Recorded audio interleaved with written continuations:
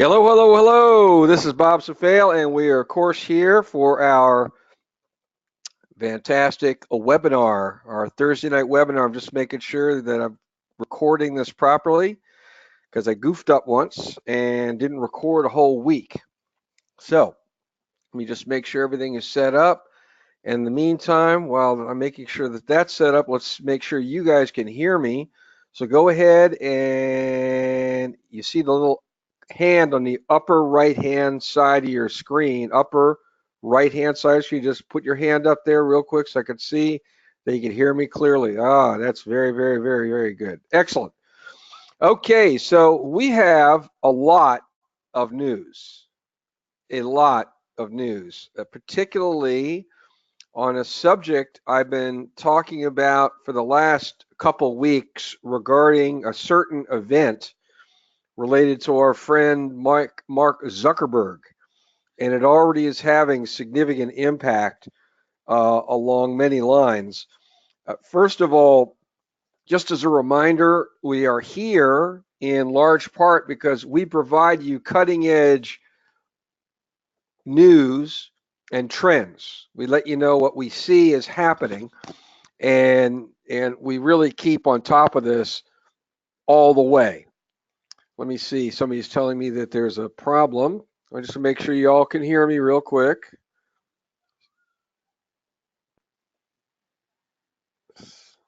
Somebody has decided to text me to tell me.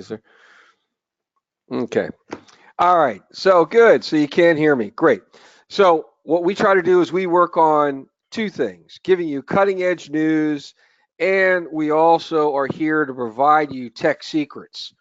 And this particular event tonight is going to go into both. And I've been saying for quite some time, and for at least the last 4 weeks, that there are some big money players who are trying to chase out as many people out of their holdings, their currency holdings, as much as they can. They're employing a pretty little they're employing something called the shakedown. They're basically scaring people out of continuing to hold their currencies. It's a shakedown. That's all you can say. And they've been doing this, and when I say they, I'm talking about the big, big, big money players, in large part headed up by our friends at Goldman Sachs. Now, if you know anything about Goldman Sachs, you should know this. Over the last, I can't tell you how many presidential administrations, whether they're Democrat or Republican, in the highest offices in the land, Goldman Sachs former, future CEOs, major partners have literally littered the entire administrations of many, many, many of these presidential administrations. I mean, you had Robert Rubin running the Treasury. I mean, I could go. Oh, I could just go start. I'll go. I could go down the line. I believe that of the last three Treasury secretaries, two out of those three have been Goldman Sachs executives. So Goldman Sachs clearly has their hands in many pots. Not to mention, they certainly know what's going to be happening in the very near future in terms of regulations. I mean, let's just, call a spade here. I mean, they know what's going to be happening on the regulatory front. So, right now, one of their big investments is called Circle. It's a big investment of theirs. Okay? Now, Circle has bought a huge crypto exchange called Poloniex. Well, why would Circle buy this? Because Goldman Sachs is about to opening up a trading desk, which means they're about to have a section within Goldman Sachs that does nothing but trade cryptocurrencies. You get the picture here?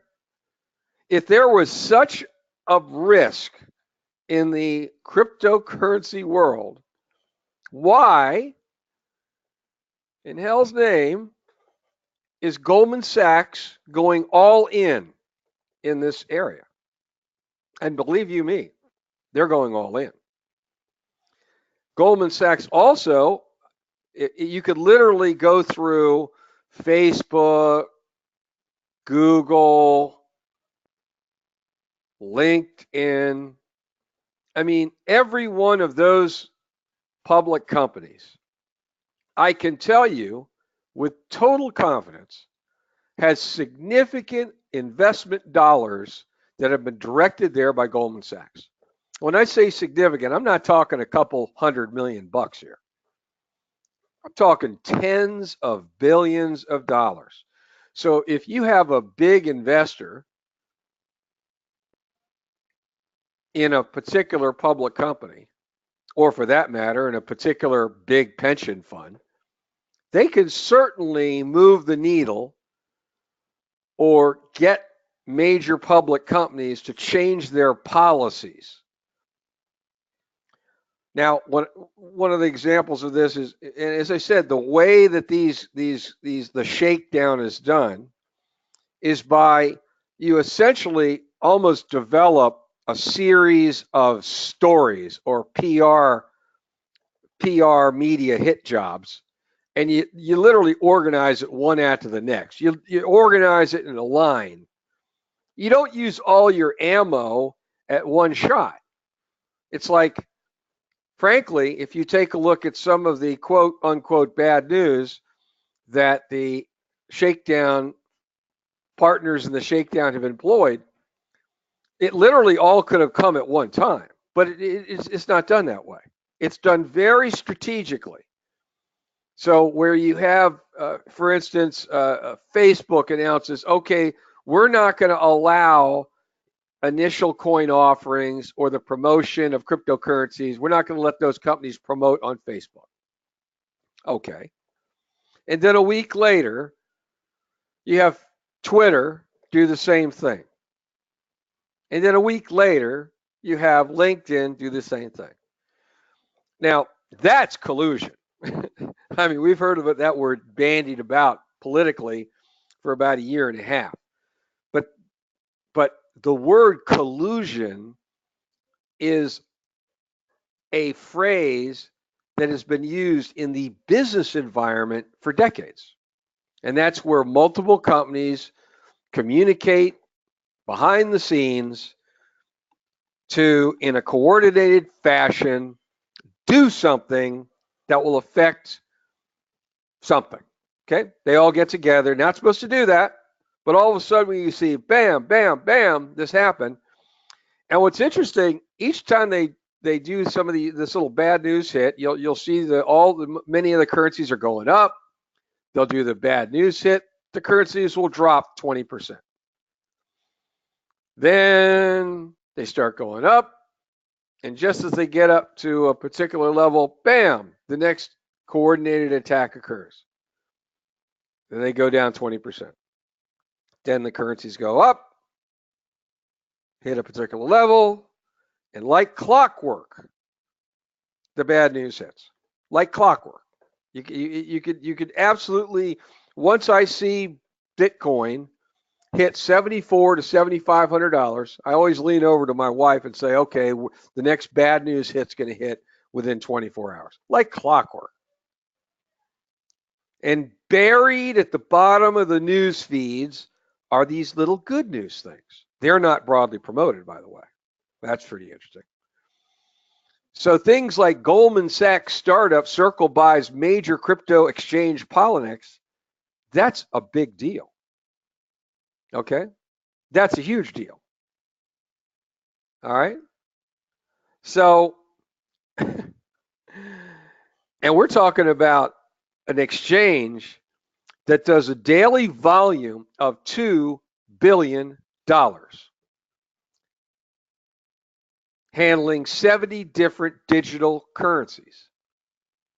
The purchase price of this exchange was $400 million. Okay? We're not talking about 5 million or 10 million. We're talking $400 million. So, what you really have to do is you have to watch this kind of news because you have to watch the money. You got to follow the money. Famous line.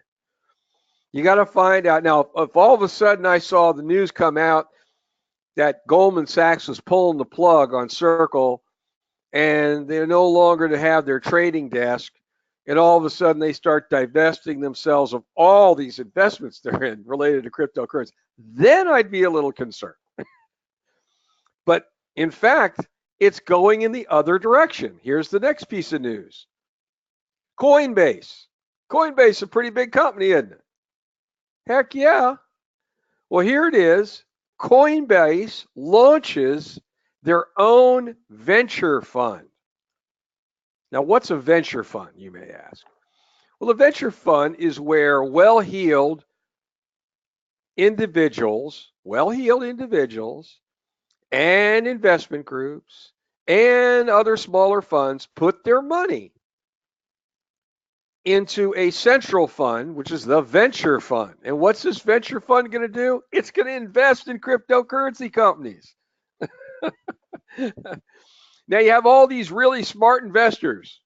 And I'm telling you, honestly, you could probably load, and this probably isn't too far off. You could probably take a 1,000-foot auditorium, a 1,000-seat auditorium, and you could fill up all 1,000 seats with the high-level investors and people who control the funds. And you, with 1,000 seats, could probably have the majority of all investment decisions made in North America, maybe even worldwide, with just 1,000 people. They all know each other. Half of those guys used to be in government somewhere or in lobbying groups somewhere. Many of them all went to the same couple, 4 or 5 schools. They know each other. They all, many went to Wharton, many went to Harvard, many went to Yale. They talk to each other all the time. So when you have Coinbase announce today that they're opening up a venture fund, which is going to be filled with millions and millions of dollars for the express purpose of investing in cryptocurrency startups, what does that tell you, folks? What is it? What's the signal there? The signal is they want the small guy to get scared, sell their coins at a loss. And all these big fellas, big gals, are accumulating all these coins. And I'm telling you, you watch sometime in the middle of July, all of a sudden, some big, great news will happen. Maybe it happens over many weeks, and that the overall currency trend is going to just start going up and up and up and up. Now, one of the things that these big investors don't necessarily like seeing is they don't like to see big, huge peaks, like things go up 80% in a week or 25% in a day, or they feel more comfortable having a long-term gain. That's what they feel comfortable about, For them, a long-term gain is 15, 20, 25, 30% return on investment annually, which, by the way, is pretty dang good, right? So that's hardly the cryptocurrency world, okay? So what's the third big piece of news? Look at this. Oh, the analyst. What's an analyst? Okay, an analyst is somebody who works at a Wall Street firm. And the analysts are the ones that are supposed to look under the covers, find out all the news about, different stocks and companies and things, and then state what they think is going to happen for that particular industry or company. And up MarketWatch, that's a pretty big site. That's a big site. That's one of the big sites. So what did the analysts say today? Well, they said there's a seismic shift is taking place in the cryptocurrency sector. And what is that seismic shift? Well, the day traders that are in search of a quick buck are getting wiped out. And the long-term prospects for the crypto industry is now rising. So what's happening? The little day traders that go in and out, the individuals who are buying and selling are getting wiped out. Well, how are they getting wiped out? Because they're getting manipulated out. There's, price goes up to $7,400. Bam, bad news. Price crashes 20%. Then it starts going up again. Hits $7,400. Bam, bad news. Price goes down. Who's that hurting? It's not hurting the accumulators. I've been saying that for weeks. If you simply just hold onto your currencies, at least the more established ones, or even those smaller ones, just hold. Just know and kind of laugh to yourself every time you hear about some bad piece of news. You know to yourself, you know what's happening. The shakedown's going down. Okay. There's that famous quote by Warren Buffett where he talks about when the fearful are running away, I run towards. And when everybody's running towards, I cash out. Okay, that's Warren Buffett. Now he's made, I think, he's of course, he's worth somewhere closing in on $100 billion. So he's made trillions of dollars. I was actually quite surprised that he actually did that quote. Kind of let everybody in on what the scam's all about. But I don't care what you could take. I could go through industry after industry after industry. From the S&L crisis, where all of a sudden all these small banks that were making good, solid returns for their share, their depositors, the S&Ls, all of a sudden, they hold all the hundreds of billions of dollars of properties, and they're doing really well. All of a sudden, there's bad news. Regulators are all over the S&L. The prices drop like a stone. And then I think it was George Bush who developed the I forget what it's called. It was called the RTC. All of a sudden, a government organization, which is run by all the buddies, all the boys and the girls, boys and the girls, all of a sudden they're running this thing and they're buying just thousands and thousands of properties. Oh my gosh, it's 70, 80, 90% discounts on their original value. And they're buying buildings that were valued at $10 million. They're going in there scooping these babies up for $1 million or $2 million. Then all of a sudden, about 2 or 3 years later, bingo, all the land values were back up to where they were. And interestingly enough, the RTC ended up making the U.S. government hundreds of billions of dollars. Fancy that. So I just want to keep on making you aware of the shakedown that's going on and how not to react to it. You don't want to react to it. You want to continue to focus on individual companies that have individual stories that solve real problems. So with that said, let's talk about the next part of our webinar night, which is a real problem. Our friend Mark Zuckerberg. Boy, when somebody made up the phrase, the chickens come home to roost, I think they had Mark Zuckerberg's face. I know it was decades ago, but I think, maybe they peered into the future and they saw Mark. He kind of looks like a chicken. But at any rate, his chickens are definitely coming home to roost. Facebook in the last 2 weeks has lost $81 billion of market cap. $81 billion in market cap. Why? Well, it turns out that the things that they were doing since 2004, 2005, which was selling personal data, finally somebody decided to blow the cover on it. Because let me tell you something. I mean, the politicians have been using these data systems and this individual information for years and years and years.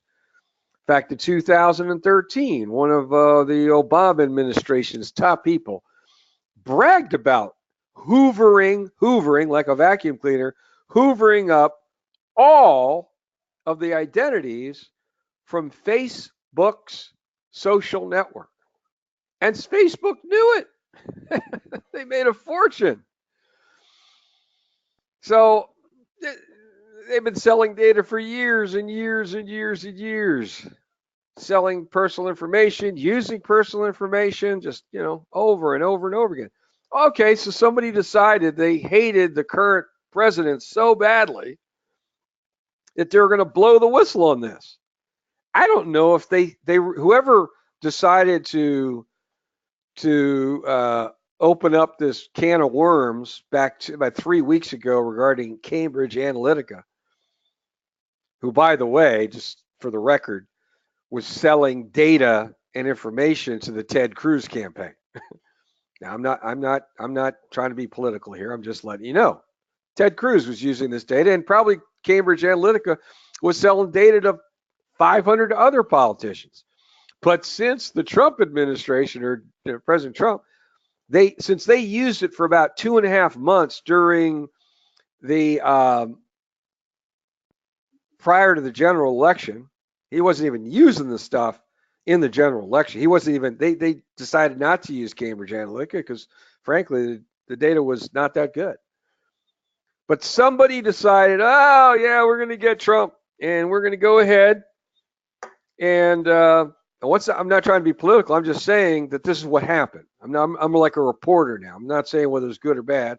I'm just saying it's real simple. Somebody blew the whistle on Facebook, and they are getting pounded.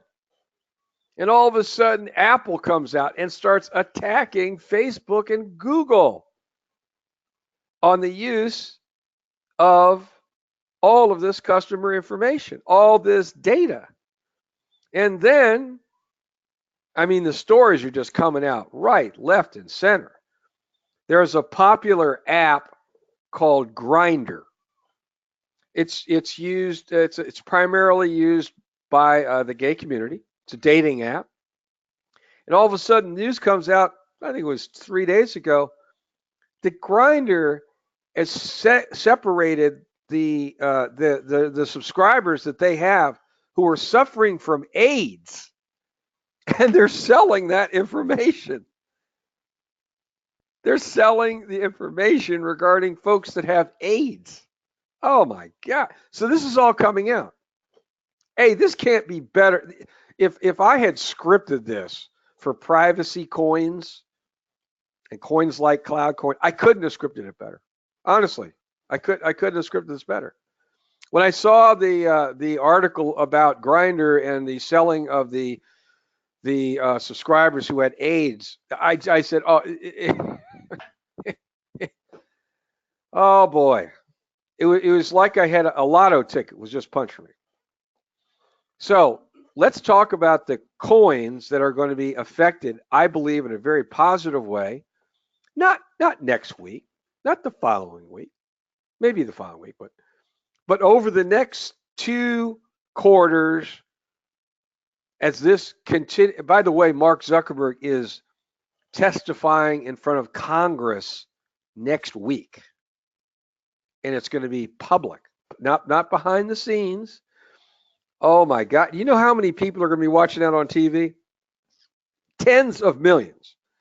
And their old Mark is going to be in the frying pan trying to explain And just yesterday he had to admit that they were actually taking all the customer information and the communications, I think, from their messaging service, and they were gathering and hoovering up all that and selling that. That's great, Mark. So Mark's going to be up there testifying next week, which is going to generate another 2, 3, 4 weeks worth. Now, remember, I said 2 weeks ago on this very night, same night, Thursday night, whoever you all should short Facebook. Short means shorting. You're betting the stock's going to bottom out. I think I said that they were at about 20 billion in loss. I hope some of you took that to heart. They're at 81 billion in loss now. So let's talk about the privacy currencies that I feel are going to benefit the most from this. The first one is Dash, D-A-S-H. Okay, now this is a pretty interesting privacy currency because they really focus on private payments online on a super secure platform, which is basically hosted by thousands and thousands of users around the world. But once again, their whole gig is they're not collecting personal information and transactional information and busy selling it. Okay? They're being very careful with the data. And this is important to understand. This is a specific currency that is all about making instant private payments online. And obviously, it's pretty important that your identity doesn't get sold off or accessible, because if you're making instant private, quote, private, unquote payments, you kind of want to make sure that not everybody on planet Earth is knowing it's you making the private payments or, that type of thing online. So as Dash better communicates their story, more people are going to move into the currency. Okay? So Dash is one of the ones I like. And by the way, Dash has been around for quite some time. They've gone through some bumps here and there. Their trends have gone up, down, but always on the long term up in general. But they're very time-tested currency, time-tested company. So I'm very bullish on them. The next company is Monero. Okay. So once again, here is a company, and let's just take this. Why is Monero different? Okay. Because it's a secure, decentralized cryptocurrency. Okay. And once again, they keep all of their customer information. They collect very little.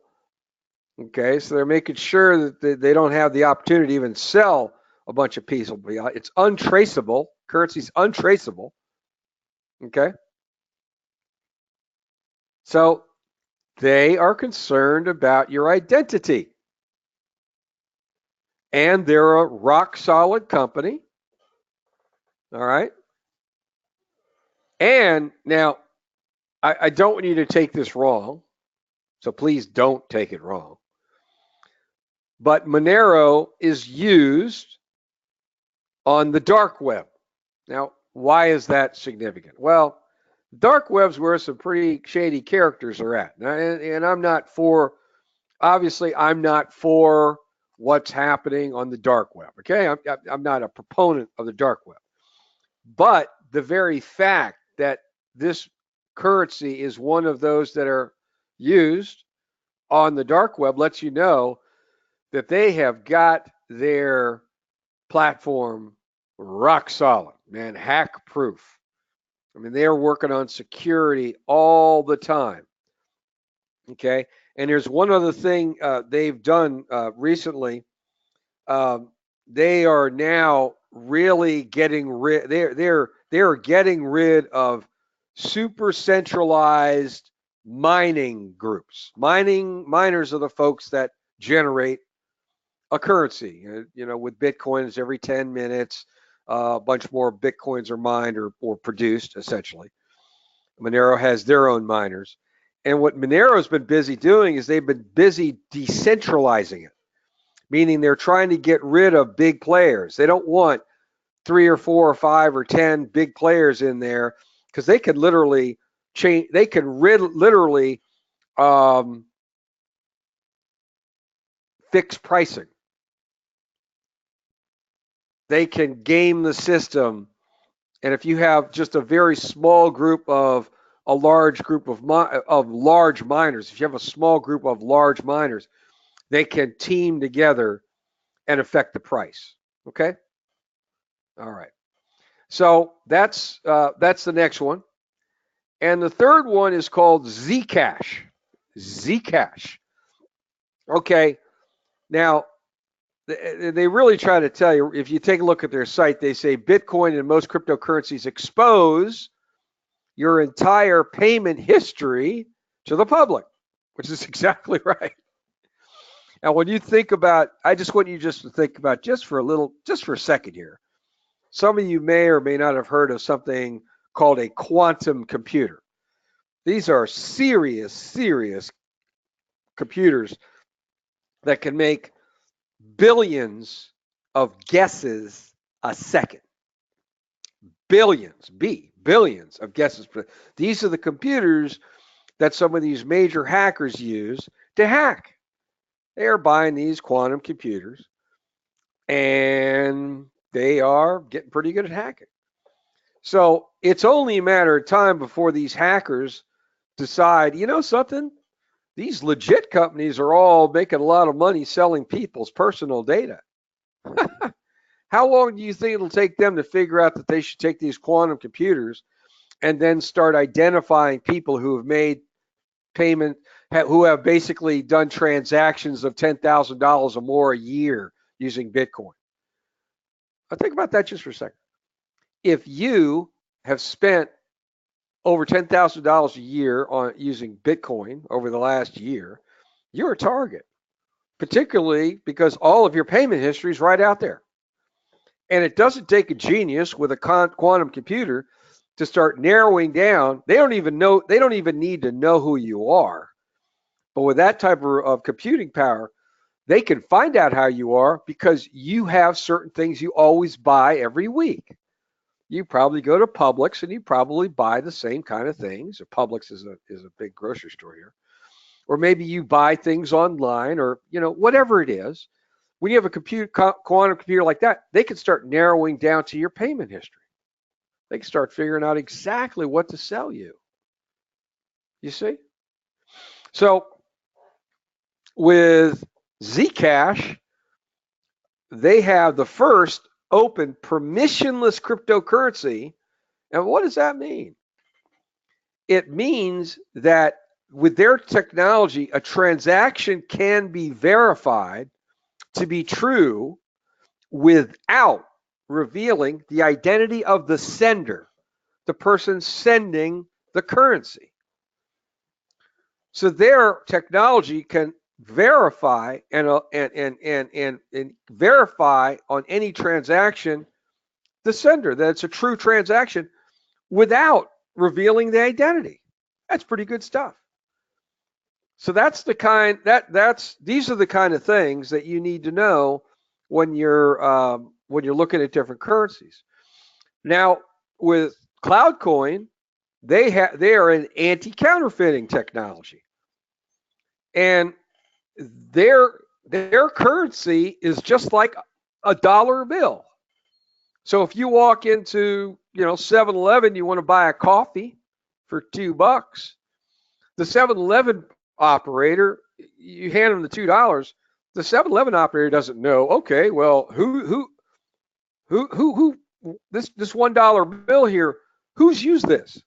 Well, they don't care about that. They just want to make sure the dollar bill's real. Well, that's Cloudcoin. Its technology just shows this is real. That's it. And that story is going to be getting out more and more and more and more. Because as I think I mentioned, our PR firm that's doing all of the publicity for our friend Sean Worthington, they're going to start. That's the next type of stories that they're going to be booking with all these radio and TV outlets. They're going to talk about the nature of CloudCoin in contrast with our friend Mark Zuckerberg, Bitcoin, Google. And boy, that's going to be big, folks. So I hope that was helpful in kind of let you know what's really happening with this whole Mark Zuckerberg fiasco, because it's a fiasco. Make no bones about it. And now with Apple coming in and busy attacking Mark Zuckerberg and Google and saying, you guys shouldn't collect all that data. We're the good guy. All I can say, Apple, is boy, oh boy, I hope you guys haven't sold $1 worth of customer information.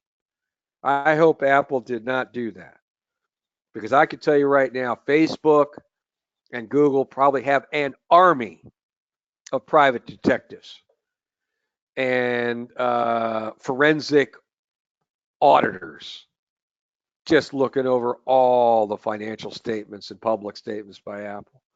And if they have made one red cent selling customer information, that's all I can say there. Okay, before we get to our drawing, I've had a ton of people asking me what's happening over the next 48 hours with our Celebrium and our digital collectibles, and we had a number of people wanted me to explain why we feel that the collectible value is going to be rising. So I'm just going to quickly do that. I'm going to try to take just 5 minutes to do that. I hope you don't mind. Okay, first of all, right now through to Friday tomorrow night, you can get Celebrium digital collectible blanks, which you can then use when we light up the site. And you can get as much as 50% off of the standard pricing, which is you can get 50% off. You can get up to 50% off on that. Now, what that means is after tomorrow night, those discounts up to 50% off go away. They will be replaced by smaller discounts. All right? Smaller discounts. And depending on when our launch date is, those discounts will remain in place. And we may do a third level of discount reduction. But here's the key point. When we go live, what happens is all of a sudden the people who bought the collectibles first, the first wave that are buying from now up to tomorrow night, that first wave of people will be allowed to go in and use those blanks to select their collectibles, and they will get the earliest ones, because collectibles, when you get the first edition or the first one, that's theoretically more valuable than the second one, third one. That's why when you hear about first edition books, the first edition is more valuable than the second edition. Second edition is more valuable than the third edition. Same with, I can't tell you, different collectibles. So you always want to get the earliest ones possible. And since we're limiting the number of collectibles in any one thing, anywhere between 1,000 and 10,000 collectibles, that's it. So once a collectible hits the limit, they are retired, never to be sold ever, ever, ever again. So first off, you want to be one of the early people getting the earliest collectibles. Then, so here's what happens. Right before we go live with the actual site, the first people who are buying up through tomorrow will be able to go in and they can swap their blanks for the collectibles. And some of those collectibles will retire just from that. We have so many people who've already bought blanks. It's amazing. And remember, we're only doing 10,000 blanks, period, before the live launch. So the first wave go in, they're going to get the lowest number collectibles. Some of those collectibles will be retired. Then the second wave of people who have bought starting on Saturday through to maybe the following Saturday, whatever, are going to get a lesser amount of discount, still a very nice discount. Then that second wave will then be able to go in and use their blanks for the collectibles. Their numbers will be a little higher, okay? And then the third wave, we may have a third wave of discounted, but it's going to be not as much discount for the third wave. Those people go in, okay?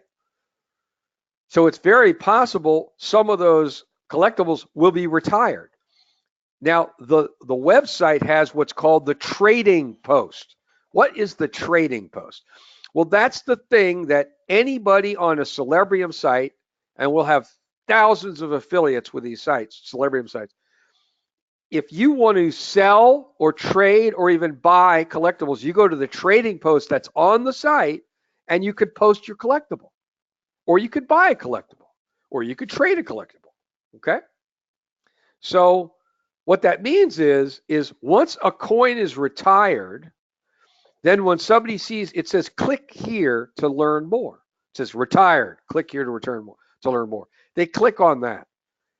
Takes them to the trading post. It says it is possible that that coin may be available to here to purchase from an existing collectible holder. Now, let me just ask you just kind of an obvious question. Do you think once a collectible is retired, it's possible that it will go up in value? Do you think that's possible? I'm not saying it will, but do you think it's possible? It says you can't get any more. That's it. Yeah, it's possible. Okay, so here's the sequence.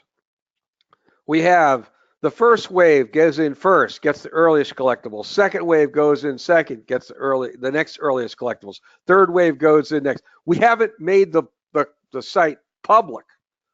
These are private openings. Then we make the site go public.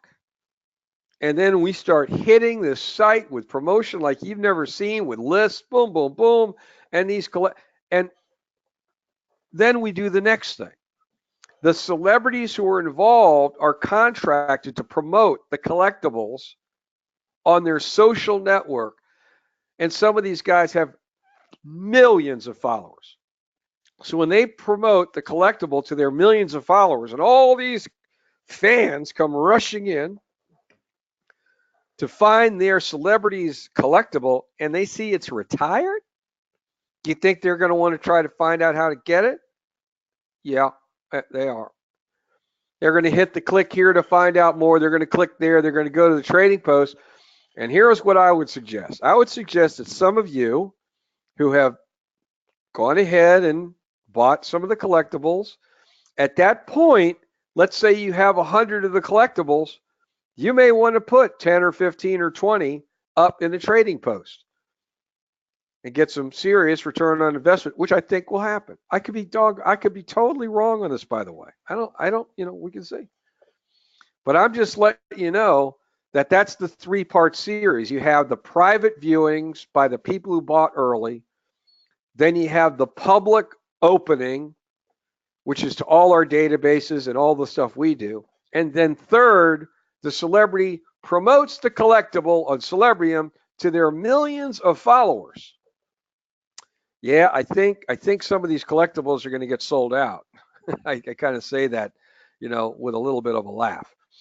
Okay, now if you want to get in there early, get the best discounts fast, you got to go to Celebrium. That changes tomorrow night at midnight. And that's Celebrium. You just go to Celebrium, which is CELEBRIUM. Let me just put it up here so you can see what I'm talking about here. This is Celebrium right here. This is where you go.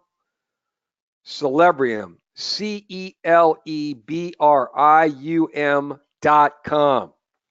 Just go to the bottom of the page and pick up your collectibles. Now, right now we have we only have what are called collectors, which available now, collectors. But when we do the big launch, you can have fans who will buy individual collectibles, and you'll still have the ability to buy in bulk. But right now, I'm just saying, right? You know, we already had a big rush in the last, I think, 5 days. We're only doing 10,000 total of blanks total. So when we hit 10,000, that's done. And then the next time people have access to anything will be when we go, when we open up so you can convert your blanks into collectibles. And then we do the big public thing. So once again, I think this was helpful today, and we're now going to do that's Celebrium, CELEBRIUM.com, Celebrium. So let's go ahead and do our famous drawing and see who's won the 10,000 coins. Okay, let's find out who won. Dun, dun, dun, dun, dun. Number 153. Number 153 has won 10,000 cloud coins. Well done. So next week, got a surprise. Got a really, really nice surprise. I think you will be pleasantly surprised. I'm at 90% that I'm going to be able to get this special guest in. I'll have it confirmed by Monday, and we will make the announcement on Monday night. So I hope you enjoyed tonight's briefing. I hope it was helpful. I'm trying to give you information news that is definitely stuff you can use. Thanks a lot for attending today.